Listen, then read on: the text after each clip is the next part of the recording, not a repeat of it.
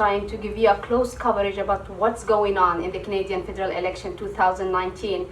Today we have Karen McCrimmon. She is a member of parliament from the Liberal Party and a candidate for the Kanata Carleton. Nice to meet you. Nice to meet you, Amanda. Would you please introduce yourself to the Canada News audience? Hi, I'm Karen McCrimmon. I was the Member of Parliament for Kanata Carleton for the last 4 years. I'm running once again for re-election in the riding of Kanata Carleton. I've lived in the riding since 2010, and I had a 31-year career in the military before that. I had done a lot of traveling. I had done a lot of traveling in the past in my military career, and I just know how lucky we are to live in a country like Canada. And when I decided to run for the first time, I just didn't like the path that the previous government had us on. And so I thought I didn't want to wake up someday and say, I should have done something, and that's why I stepped up and decided to do something. Yeah, and like we see that this is the second time that you are running and riding this election again. What made you just decide to go and represent people of Kanata Carleton again? What I saw in the past in Kanata Carleton is that the federal government wasn't really paying attention. We have so much talent. We have people who come to Kanata Carleton from all over the world and bring their skills and their energy and their talent, and it was being wasted. Mm-hmm. And so we've made a lot of progress in 4 years, locally and nationally as well. What are the main achievements that you have done and accomplished in the previous 4 years that you have done from 2015 until now? Okay, so let's look locally first. So the government made very targeted investments in Canada's high-tech sector, and it's already working. So in 3 years, we saw an increase in businesses in Canada, up 13%. The number of jobs in Canada is up 18%, and the value of our exports is up 66%. Mm-hmm. So what I mentioned earlier, that we have all these people with these talents and skills, and the world wants to buy from us. They want a trusted partner to buy products from, and we are that trusted partner. So that we've done a lot good in the high-tech sector. I was lucky to get the money. I advocated to get the money to do the environmental assessment, mm-hmm. to take the LRT from Moody to Kanata. So that environmental assessment is underway right now, so that'll put us in a good stead then in the next mandate to go out and lobby for the money. Like you mentioned before in previous interviews with you that you are concerned about the infrastructure of Carleton Kanata, and here you say that you got the budget for that. Did you face any difficulties during these 4 past years to achieve these goals, or any other difficulties that really you feel that it faced you? I think we're very fortunate in that we have a Liberal government that really does believe in transit, and it believes in transit for a number of different reasons. Not only does it take a lot of vehicles off the road, mm-hmm. which is good for our environment, it's also good for our economy. As I mentioned, we're attracting people from all over the world to come and work, and we also want our young graduates from the University of Ottawa and Carleton University and the other colleges who specialize in technology to come out to Canada to work. Mm-hmm. So that's one of the reasons we really need the LRT to come out to Canada. And so luckily, and it's also a quality of life issue. Mm-hmm. If people can spend less time waiting in traffic jams, then their quality of life is going to improve. So it's a win on so many different levels that the Liberal Party has very much supported the increase in transit in this country. If we just try to focus on and more about Kanata Carleton and you as representing them, what are the main priority for you, priority issues that you are intended to do if you win the election? Okay, so the big one, I think, in Kanata proper would be the LRT. That's the number one issue I'm hearing at the door.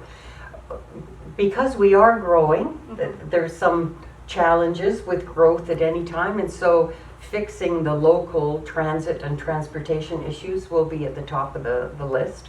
In the rural part of the riding, it's really more about internet or digital infrastructure, because we're not far away from Canada's high-tech hub, and yet the internet service is still quite poor. We, also hear that there are a Twitter in specific, that's a tweet that you did in Twitter in your page. You said politics should be civic. What do you mean by that? Yeah. Well, I don't recall ever an election in the past, and I've paid attention my entire lifetime, that was really so nasty. Really name-calling and threats and innuendo and suggestions, and I think it had never been like that in Canada before. What do you mean it's never been? What you are talking about? The nastiness, the name-calling, the accusations, the lying, that had never been part of our electoral process in the past. But I think people are looking south of the border, and in Trump there are some people that say, oh, that's the good thing. And I know a lot of conservatives are kind of following that example, which can we represent this following by the threats that some officials like Trudeau has, like they just directed the direct message or tweet? No, it's true. I mean, I think there are a lot of people in politics who are under threat, and if you kind of the rhetoric started, a while ago, and nobody on the conservative side stepped up to challenge it. They just let it go, and so it's going to be up to all of us to get our country back to where we believe it should be. And what is the direct message that you want to give to the Canadian people during the voting days now? All right, so I think the big thing is that we've done a lot of good, a lot of good, and I don't know why we can't get that message out there. When you can lift almost 1 million people out of poverty, that's huge. When you work with Canadians and Canadians create 1 million new jobs, most of them part-time, that's good news. When you introduce things like a climate change plan, and the experts say that it's the best plan because it's both ambitious and it's achievable, that's what we want. So so many people are much better off. Families are better off. Taxes are down on the middle class, and opportunities to build a better life. We're building them right now. Okay, Mrs. Karen, as your position as a member of Parliament for the Liberal Party, how can you serve the immigration and the Muslim community in specific from this seat? Okay. No, that's an excellent question, and I really like the way that you use the word service, because that's what it's all about. Politics should be about serving other people. My mother said to me, Karen, you are blessed. Born in the best country in the world, to family that loves you and it will teach you the right things, and you've got a good head on your shoulders. So therefore, it's your responsibility to help people that aren't as lucky as you are. And I really take that to heart, and it is about serving people. And we are so blessed in Kanata, Carleton, because Bell Northern has been there for 60 years. So people from all over the world have been coming to Kanata to work in our high-tech sector. So we have a really strong foundation, strong neighborhoods, strong networks, strong, even in the last couple of years, we've had 2 major floods and a tornado. Well, all of the different groups from Kanata, Carleton were out helping. The Kanata Muslim Association was out, Jami Omar was out helping people, feeding people, filling sandbags. But that's what we do. All of us together, we look after each other, and they've set such a wonderful example of how you build a strong community.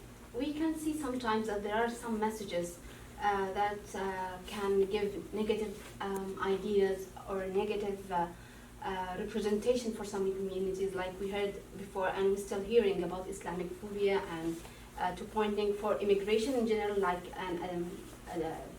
a heavy burden on the Canadian shoulders. How can you, like answer or give an explanation about what's going on? Well, I've studied a lot of history right around the world, and what I've seen is that when someone wants to gain power, one of the mechanisms they use to gain power is to create a group that we call it the other. So they're different than us. They're not the same. They can't, and so they will scapegoat those people and make them the target of people's anger, and that's so they can gain power. Yeah. And I've seen it before, and I saw the road that the previous government was going down, and we desperately do not want to go down that route. And we have to recognize it for what it is. And we have to fight it every step of the way, because that's not what made Canada such a wonderful country. It's being this open and welcoming and community-minded people, and the Muslim and the Arab community is a huge part of that. Very active, very busy, very thoughtful, and when their neighbors are in trouble, they're there, they step up. I remember delivering some meals that were donated from the Muslim community out to the workers after the tornado, and people were just so thoughtful, just so thankful that people were willing, people they didn't even know. Yeah. They didn't even know. And they lived a few miles away, but they stepped up, fed the team, filled the sandbags, like whatever. And that's what we need more of. That very strong connection to community and to each other, and that's what I want to see grow. Okay, thank you so much for your time and cooperation with us. Thank you from me and from the audience of Arab Canada News. It's been a pleasure. Thank you very much, Amira. Thank you. You.